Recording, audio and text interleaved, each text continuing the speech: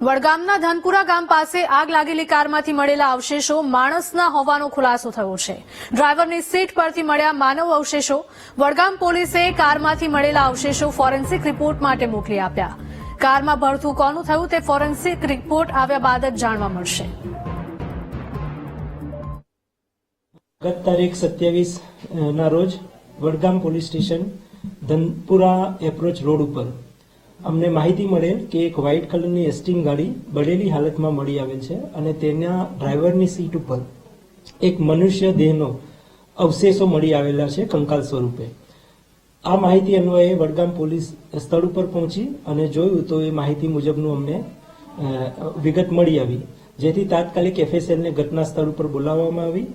એફએસએલે જરૂરી નમૂના સેમ્પલે લીધેલા છે અને બોડીને ફોરેન્સિક ટીએમ સારું બીજે મેડિકલ કોલેજ અમદાવાદ ખાતે મોકલી આપેલ છે।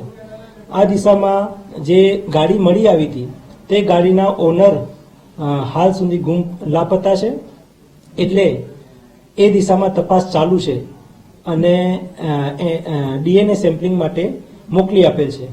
ફોરેન્સિક રિપોર્ટ આવેથી આગળની ખબર પડશે કે ડેડ બોડી કોની હતી।